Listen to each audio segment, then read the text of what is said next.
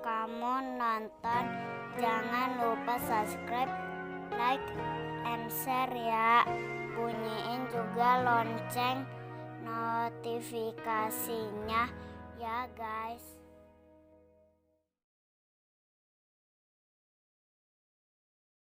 Assalamualaikum. Ketemu lagi dengan saya Irfan Arofa. Pada pertemuan kali ini kita akan coba membahas bagaimana cara kita nanti menyajikan data. Oke. Untuk menghemat waktu, kita coba langsung masuk ke apa sih penyajian data. Ini ada outline-nya. Pada di outline sini dalam ilmu statistika ada yang dinamakan statistika deskriptif. Untuk statistik deskriptif, di sini kita akan mencoba belajar tentang bagaimana cara menyajikan data, kemudian bagaimana pemusatan datanya, bagaimana penyebarannya, angka indeks, dan deret berkala. Tapi pada pertemuan kali ini kita hanya fokuskan pada penyajian data melalui tabel distribusi frekuensi. Untuk penyajian data, di sini ada menggunakan tabel frekuensi, ada juga dengan menggunakan grafik. Tapi yang pertemuan kali ini kita bahas tentang tabel distribusi frekuensi.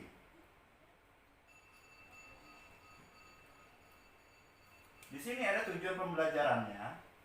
Tujuan pembelajaran kita menyajikan data itu agar mahasiswa mengetahui bagaimana cara menyajikan data mentah yang diperoleh dari populasi atau sampel menjadi data yang tertata secara baik sehingga dapat bermakna sebagai sebuah informasi bagi pengambilan keputusan yang manajerial.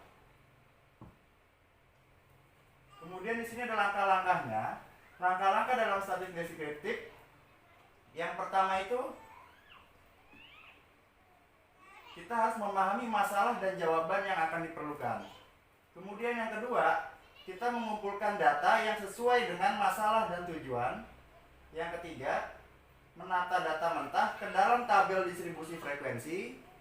Kemudian yang keempat, menyajikan data distribusi secara grafik. Yang kelima, menarik kesimpulan mengenai permasalahan. Pada tabel distribusi frekuensi,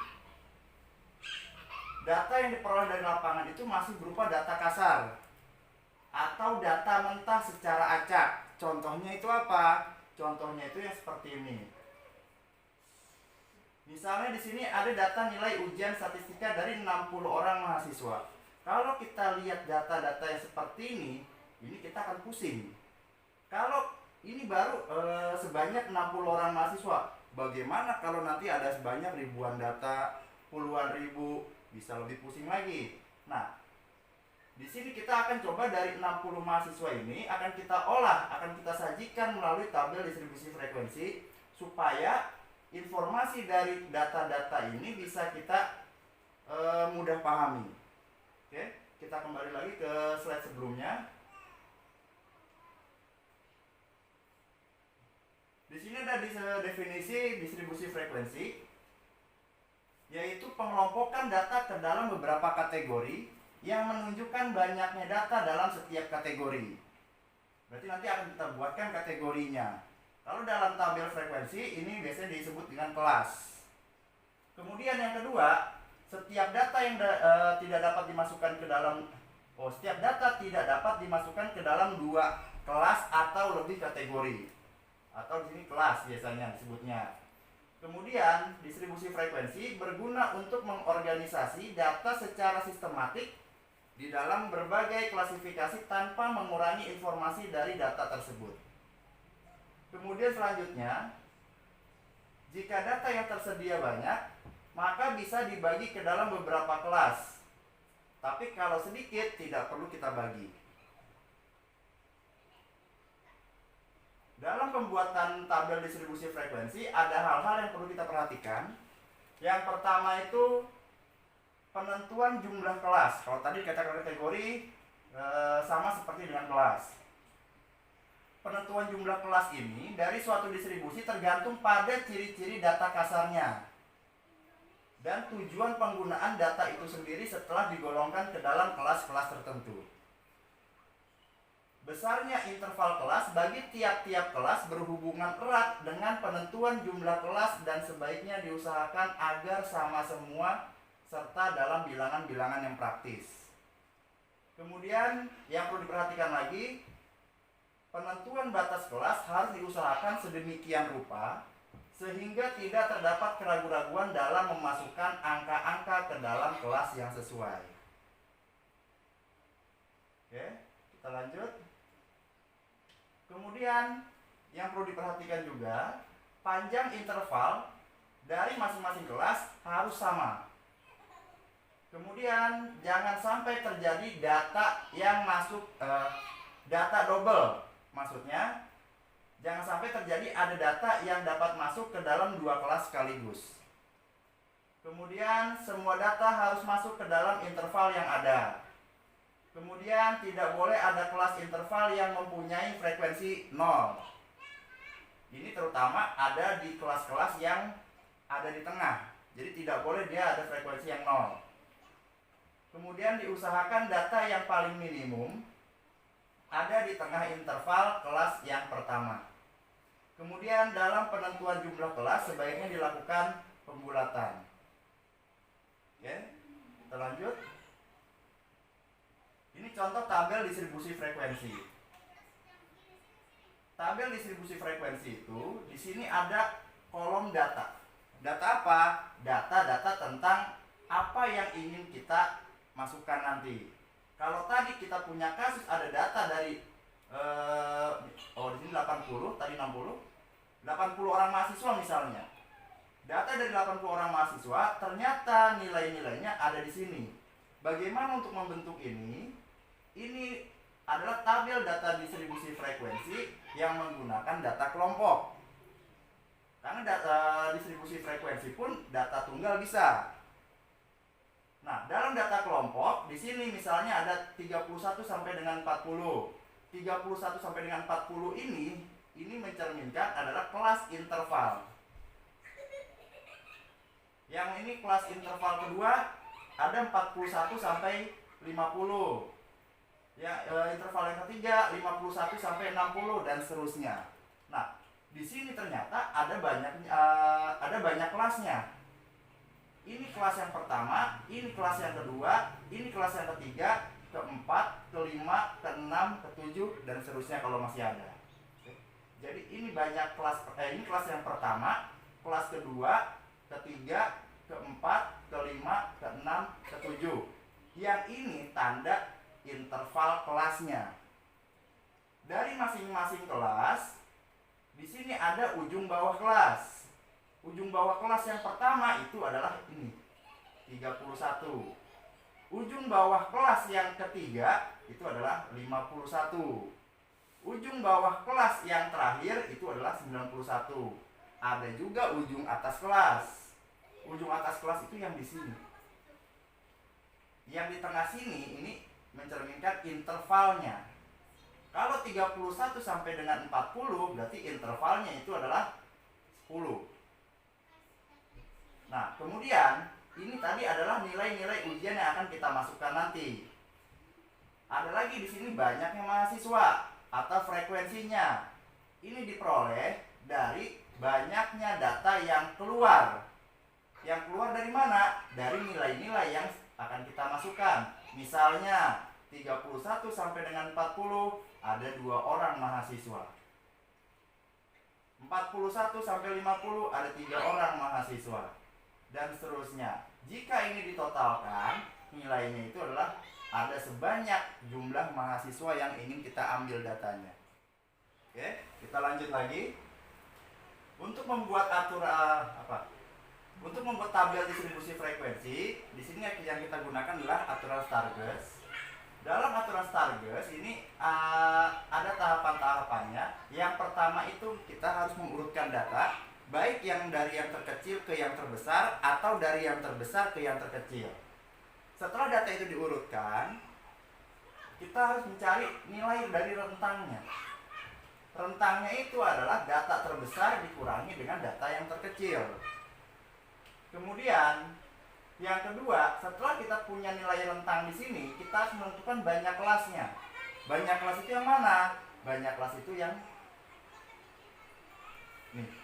Yang ini kelas pertama, ini kelas kedua, kelas ketiga, kelas keempat, dan seterusnya. Kalau di sini ada berapa kelas? Ada 1, 2, 3, 4, 5, 6, ada 7 kelas. Kemudian untuk menentukan banyak kelasnya, di sini kita gunakan banyak kelas sama dengan 1 ditambah 3,3 logaritma n. Di mana n di sini adalah banyaknya data. Banyaknya data yang diperoleh dari siapa? Dari sumber datanya. Kalau tadi kasusnya berarti dari nilai-nilai ujian mahasiswa. Setelah kita punya banyak kelas dan rentang, sekarang kita akan coba hitung dengan panjang kelas atau interval kelasnya. Untuk menghitung interval kelasnya, panjang kelas atau interval kelas itu sama dengan rentang dibagi dengan banyak kelas. Rentang dibagi dengan banyak kelas. Kemudian setelah rentang, kemudian banyak kelas, panjang kelas, kemudian yang terakhir kita pilih ujung bawah kelas interval pertama. Ini opsional. Boleh kita pilih ujung bawah atau boleh juga kita pilih ujung atas. Nggak masalah. Oke, tapi umumnya yang kita gunakan itu adalah ujung bawah kelasnya. Nah, kemudian ini contohnya.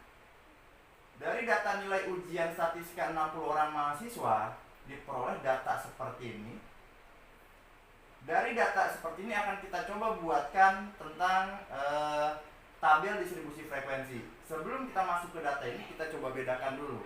Kalau kita masukkan data seperti ini ke dalam tabel frekuensi tanpa menggunakan aturan Stargast, berarti kita menggunakan data tunggal. Contohnya seperti ini. Misalnya saya punya data. Datanya itu ada sebanyak 5.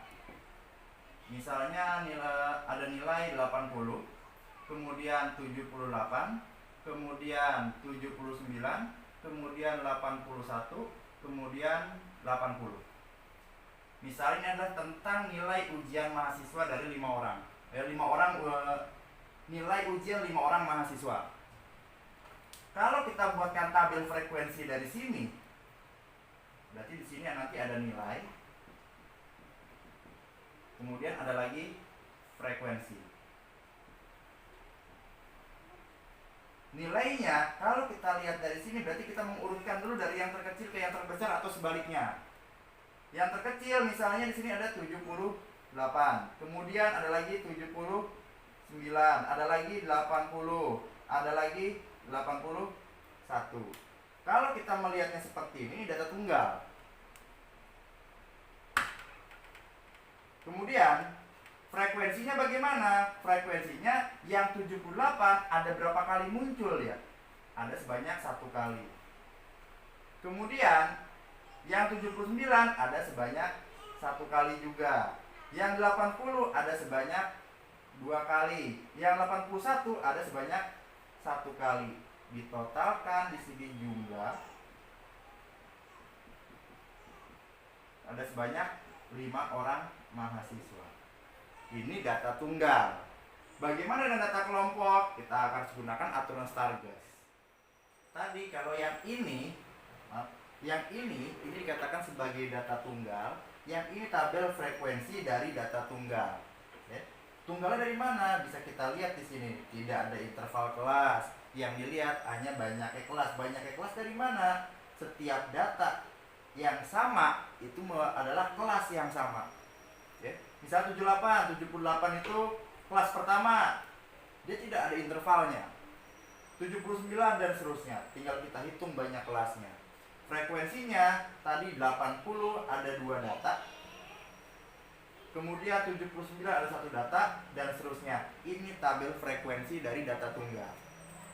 Nah, sekarang kalau misalkan data yang seperti ini data tunggal juga. Data tunggal yang seperti ini mau kita sajikan ke dalam tabel distribusi frekuensi. Yang kita gunakan aturan Stargast, berarti kita menggunakan data kelompok. Kalau kita dari data yang seperti ini dijadikan yang tadi, data tunggal, maka tidak perlu kita gunakan aturan Stargast. Kalau kita gunakan aturan Stargast, ada kaidah-kaidahnya. Kita coba sekarang. coba sekarang. Data nilai ujian statistika dari 60 orang mahasiswa. Kita gunakan aturan Stargers untuk membentuk tabel frekuensinya. Tabel frekuensi dengan aturan Stargers, yang pertama kita mengurutkan datanya dari yang terkecil ke yang terbesar atau yang terbesar ke yang terkecil. Oke? Bisa diurutkan sendiri nanti. Kita langsung masuk aja ke langkah yang berikutnya. Langkah berikutnya kita menentukan rentang. Rentang itu adalah data terbesar dikurangi dengan data terkecil. Kalau kita lihat di sini, data terbesarnya harus kita cari dulu. Nah, itulah manfaat mengurutkan data. Ya. Tapi kita coba cari. Pada baris pertama terbesarnya 98, baris kedua terbesarnya 93. Masih 98 terbesar. Kita coba cari yang terbesarnya. Yang terbesarnya itu adalah tadi 98, ini ada 97. Kemudian nah ini 99. Ada nggak yang lebih dari 99? Kalau tidak ada berarti yang terbesar adalah 99. Oke. Data terbesarnya 99 dikurangi dengan data yang terkecil. Kalau kita lihat dari digit pertamanya, digit puluhannya, ini 7, 8, 7, 6, 7, 6, 6, 6, 7, 9, 3. Nah ini 3. Berarti 30-an. Ada yang lebih kecil dari 3? 7, 7, 4, 4, 9, 8, 7, 6, 9, 8, 7, 3 juga. 38 di sini. Tadi berapa? 35. Berarti ini masih yang lebih kecil. Kita coba cari lagi. 67, 59, 72, 43. Oke. Ternyata data terkecilnya itu adalah 35. Berarti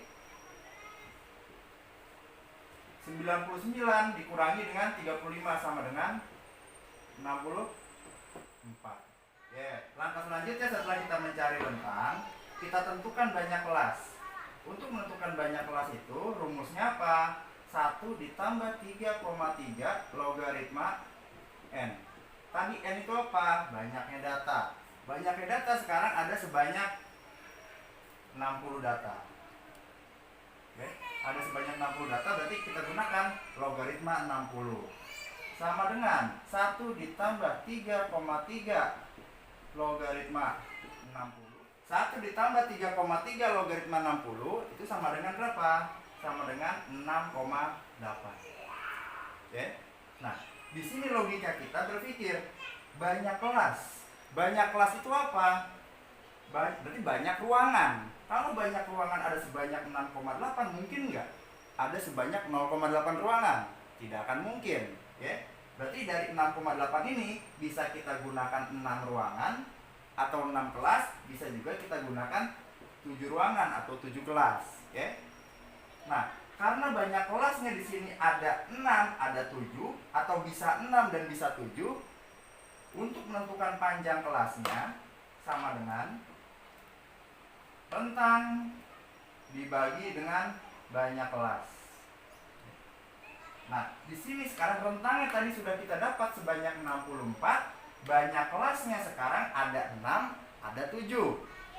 Yang mana yang kita gunakan? Semua. Semuanya harus kita gunakan. Oke, kita coba sekarang. Jika sekarang rentangnya itu adalah 64, kemudian banyak kelasnya adalah 6, berarti panjang kelasnya itu sama dengan apa? Sama dengan 64 dibagi dengan 6. Berapa nilainya? Nilainya itu adalah 10, berapa? 6. Di sini sekarang panjang kelas 10,6. Tadi saya tanya koma berapa karena desimal di sini sebenarnya tidak terlalu berpengaruh. Oke. Sama seperti yang tadi, 6,8 kelas bisa kita gunakan 6, bisa kita gunakan 7. Panjangnya. Berarti intervalnya tidak mungkin 10,6. Di sini bisa kita gunakan interval 10, bisa juga kita gunakan interval 11. Ini tadi yang rentangnya 64, banyak kelasnya 6. Langkah selanjutnya, ada rentangnya sama dengan 64, kemudian banyak kelasnya sama dengan 7. Ini pun harus kita cari. Maka panjang kelasnya sama dengan 64 dibagi dengan 7 sama dengan 9,1 sekian-sekian misalnya. Oke. Dari sini panjang kelasnya bisa kita ukur bisa kita gunakan 9, bisa juga kita gunakan 10. Oke. Dari sini muncul pola. Polanya apa? Polanya tadi rentangnya sebanyak 64, kemudian banyak kelasnya. Ada bisa 6, bisa 7. Dan sekarang panjang intervalnya bisa 10, bisa 11 dengan banyak kelas 6, bisa 9, bisa 10 dengan banyak kelas 7. Ini harus kita coba semuanya. Supaya apa? Supaya kita bisa dapatkan tabel frekuensi yang efektif dari setiap kelas. Kita coba.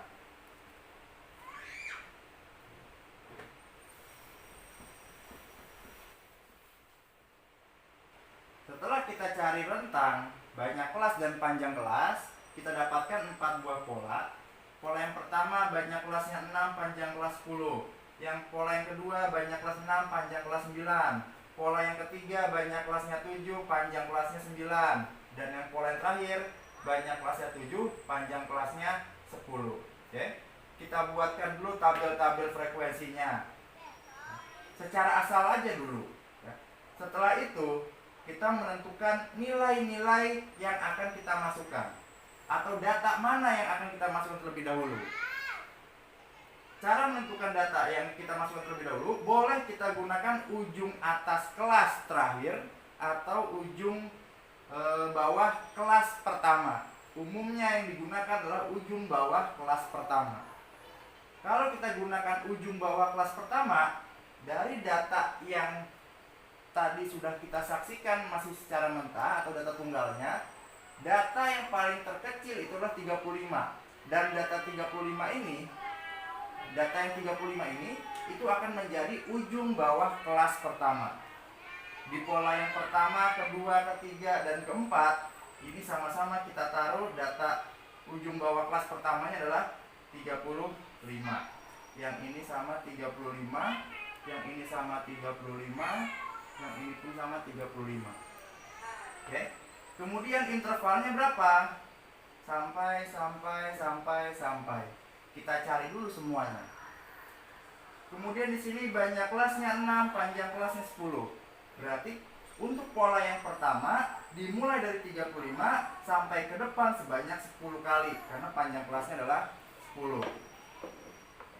Berapa di sini? Berarti 35, 36, 37, 38, 39, 40, 41, 42, 43, 44 sampai dengan 44.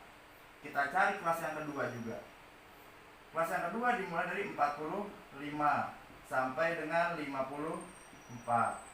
Kemudian 55 sampai dengan 64. 65 sampai dengan 74. Kemudian 75 sampai dengan 84. 85 sampai dengan 94. Sudah berapa kelas? 1, 2, 3, 4, 5, 6. Sudah sebanyak 6 kelas. Oke. Pola yang kedua sama, dimulai dari 35 untuk ujung bawah kelas pertama sampai berapa? Sampai sebanyak 11 kali ke depan. Berarti sampai dengan 45. Kelas yang kedua 46 sampai dengan 56. 57 sampai dengan 60. Kemudian 68 sampai dengan, kemudian 79 sampai dengan 89. Kemudian 90 sampai dengan 100. Oke. Terus pola yang ketiga 35 sampai dengan sebanyak 9 kali ke depan. Jadi sampai dengan 43. Kelas yang kedua di sini 44 sampai dengan 52. Kemudian 53 sampai dengan 60. Kemudian 62 sampai dengan 70. Kemudian 71 sampai dengan 79, kemudian 80 sampai dengan 88. Kita hitung banyak kelasnya dulu. Sudah cocok belum? 1, 2, 3, 4, 5, 6 kurang. Ternyata yang ingin kita cari adalah 7, berarti kurang satu kelas. Di sini 89 sampai dengan 97. Sudah 3 pola kita buat. Yang ini banyak kelasnya 6, ini banyak kelasnya 6, banyak kelasnya 7, satu lagi banyak yang kelasnya 7, tapi panjangnya adalah 10. Di sini sampai dengan 44, kemudian 45 sampai dengan 54, kemudian 55 sampai dengan 64, 65 sampai dengan 74, kemudian 75 sampai dengan 84, kemudian 85 sampai dengan 94, kemudian 95 sampai dengan 104. Oke. Semuanya sudah kita buat dulu polanya. Kemudian kita lihat sekarang pola yang pertama. Di pola yang pertama ini 35 sampai 44 dan seterusnya ada sebanyak 6 kelas. Kita lihat data terbesarnya tadi 99, data terkecil 35. Apakah yang terbesar dan terkecil itu masuk atau tidak? Data yang terkecil sudah pasti masuk. Kenapa? Karena ujung bawah kelas pertama tadi 35, yaitu data terkecilnya. Apakah data terbesar yang masuk? Data terbesarnya adalah 99. Ternyata ini hanya sampai dengan 94. Yang 99 jadi pertanyaan, kemana? Oke, maka data yang seperti ini atau tabel seperti ini, pola yang seperti ini tidak bisa kita gunakan, alias ini harus kita eliminasi. Oke, kemudian di sini sekarang banyak kelasnya 6, panjang kelasnya 10. Pola yang kedua, data terkecilnya 35, data terbesarnya 99. Apakah masuk semua? Di sini 35. Kemudian 99 apakah masuk? Ternyata masuk di kelas yang terakhir. Oke. Kelas yang terakhir nilai yang tertingginya adalah 100. Tapi apakah data terbesar 100? Tidak. Oke. Pola yang kedua ini ada kemungkinan benar. Oke. Karena data terkecil sampai data terbesar masuk semua ke dalam tabel nanti. Pola yang ketiga sekarang. Pola yang ketiga ternyata mirip dengan pola yang pertama. Data terkecilnya masuk, tapi data terbesarnya masih jadi pertanyaan karena di sini hanya sampai dengan 97. Maka yang ini harus kita eliminasi juga. Oke. Kemudian pola yang keempat, banyak kelasnya 7, panjang kelasnya 10. Data terbesar terkecilnya harus kita lihat juga. Yang terkecilnya 35, yang terbesarnya 99. Masuk enggak? Masuk. Karena di sini paling besar adalah 104. Oke. Berarti data yang terbesar 99 itu masuk ke sini. Berarti yang pola yang keempat ada kemungkinan benar juga. Oke. Berarti ada dua pola yang ada kemungkinan benar. Mana yang betul, mana yang tepat, mana yang efektif? Kita lihat sekarang. Tadi data terkecilnya adalah 35. Kemudian yang terbesarnya adalah 99. 35 ini sudah menjadi ujung bawah kelas. Baik pola kedua atau pola yang terakhir. Yang 99 sekarang ini data terbesarnya. Kita lihat sekarang ujung atas kelas terakhir. Di sini 100. Yang pola yang keempat 104. Kalau kita lihat dengan data terbesarnya yaitu 99, 100 ke 99 dia punya selisih. 104 ke 99 punya selisih juga. Mana selisih yang lebih kecil? Itulah yang akan kita gunakan. Ternyata yang kita gunakan adalah pola yang kedua. Kenapa? Karena 100 selisihnya lebih kecil daripada 104 ke 99. Bukan karena nilai itu maksimalnya adalah 100. Bukan karena maksimal nilai adalah 100. Tetapi selisih ujung atas kelas di sini dengan data terbesarnya ini yang dilihat selisihnya. Bukan karena maksimal nilai adalah 100. Boleh nggak nilai 104? Boleh. Oke. Jadi yang dilihat adalah selisihnya aja. Selisih ujung atas kelas dengan data terbesarnya. Oke. Nah, kemudian jadi yang kita gunakan yang mana? Yang kita gunakan adalah pola yang kedua. Oke. Nah, berarti pola yang terakhir apakah salah? Tidak. Pola yang terakhir ini masih benar juga karena semua datanya masuk. Tetapi di sini bagaimana cara kita untuk memilih tabel yang efektif? Kenapa harus efektif? Karena kelanjutan dari tabel frekuensi nanti ada histogram. Dari histogram kita bisa menentukan nilai modusnya, mediannya, artinya kita mengukur, kita ingin melihat bagaimana pemusatan datanya. Kemudian bagaimana penyebaran datanya, bagaimana peletakan datanya, dan seterusnya. Ya, sampai bagaimana nanti penyimpangannya itu akan terjadi. Dilihatnya semuanya awalnya dari tabel distribusi frekuensi. Ya. Nah, berarti yang mana yang kita gunakan tadi? Tabel yang kedua. Yang pola pertama, ketiga, dan keempat ini kita coba hapus dulu.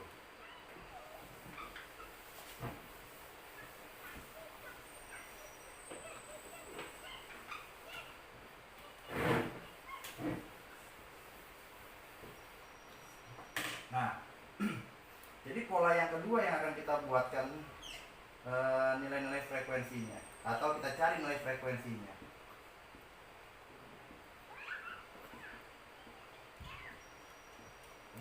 Nah, tadi kita punya berapa banyak data? Tadi kita punya data sebanyak 60. Di sini nilainya harus sebanyak 60. Bagaimana frekuensinya? Kita lihat lagi data awalnya. Dari nilai 35 sampai 45, ini ada berapa data di sini? Di sini ada berapa data? Dari 35 sampai 65, ini harus kita lihat dulu. 35 sampai 45 ada berapa data? Kita coba cari. Pada baris pertama ada nggak yang 35 sampai 45? Ternyata tidak ada. Baris kedua tidak ada. Baris ketiga ada 1, 38. Baris keempat tidak ada. Baris kelima ada 1. Kemudian ada 1 lagi, berarti ada 2. Sudah berapa tadi? Sudah berapa tadi? Ada 1, 2, kemudian 3. Sudah 3. Jadi sudah 3. Atau boleh kita gunakan turus. Di sini 1, 1, 1. Kita coba ulangi. Tadi baris pertama tidak ada, baris kedua tidak ada, baris ketiga ada berapa? Ada 1. Ada 1. Kemudian baris ke-4 tidak ada. Baris kelima ada 1, 2. Kemudian baris ke-6 ada, tidak ada. Baris ke-7 tidak ada. Baris ke-8 tidak ada. Baris ke-9 tidak ada. Baris ke-10 tidak ada. Berarti nilai frekuensi atau banyaknya data dari 35 sampai 45 itu ada sebanyak 3 orang anak yang memperoleh nilai 35 sampai 45. Oke, ini harus dicari terus. Dicari seluruhnya, diperiksa satu persatu sampai nanti totalnya itu adalah sebanyak 60. Sehingga nanti hasilnya adalah sebagai berikut.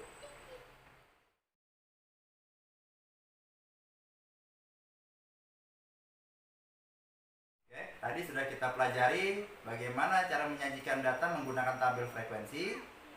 Untuk materi-materi berikutnya silakan saksikan di next video. Oke, assalamualaikum. Assalamualaikum teman-teman, ketemu lagi bersama saya Muhammad Abdul Hafiz alias Dur. Hari ini kita akan belajar tentang statistika. Teman-teman tahu nggak apa itu statistika? Ayo siapa yang tahu ayo. adalah ilmu yang mempelajari bagaimana kita ngumpulin data, terus sajiin datanya, terus diapain ayo? Dianalisis dulu datanya, baru kita ambil kesimpulan teman-teman. Nah, untuk hari ini kita belajar tentang cara penyajian data ya. Teman-teman tahu nggak apa itu penyajian data? Ayo di next dulu itunya. Panas. Mau begini? Udah Dul? Nah, Bye bye. ayo. Aus, Jangan lupa Like, comment, and subscribe ya guys.